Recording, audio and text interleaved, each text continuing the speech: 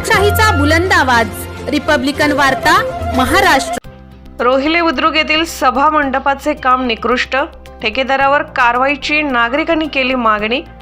बातमी येत आहे नांदगाव येथून। नाशिक जिल्ह्याच्या नांदगाव तालुक्यातील घाटमाथ्यावरील पूर्व भागात असलेल्या बोलठाणपासून 5 ते 6 किलोमीटर अंतरावर रोहिले बुद्रुक येथे सभा मंडपाचे काम झाले असून सदर निकृष्ट दर्जाचे झाले आहे। याची संबंधित विभागातील अधिकाऱ्यांनी चौकशी करून ठेकेदारावर कायदेशीर कारवाई करण्यासाठी मागणी करण्यात आली आहे। तर अशी मागणी रोहिले बुद्रुक नागरिकांकडून होत आहे। याबाबत सविस्तर माहिती अशी की नांदगाव तालुक्यातील रोहिले बुद्रुक येथे सभा मंडपाचे बांधकाम मंजूर झाले होते।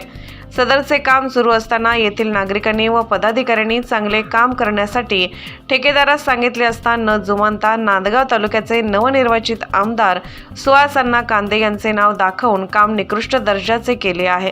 सध्या येथे केलेल्या सभा मंडपाच्या बांधकामाला तडे गेले असून फरशीही खाली गेली आहे। तसेच या बांधकामासाठी निकृष्ट पद्धतीने वाळू वापरली आहे व सभा मंडपाच्या ओट्यामध्ये पक्का मुरुम न टाकता माती टाकली आहे। त्यामुळे हे काम निकृष्ट झालेले आहे। तरी संबंधित विभागाने या कामाची प्रत्यक्षात पाहणी करून सदरचे काम सुस्थितीत चांगल्या प्रकारे करून घेऊन ठेकेदारावर कारवाई करावी व त्यांचे लायसन रद्द करण्यात यावे अशी मागणी येथील पदाधिकारी व नागरिकांकडून होत आहे। रिपब्लिकन वार्तासाठी नांदगाव प्रतिनिधी मुक्ताराम बागुल, नाशिक।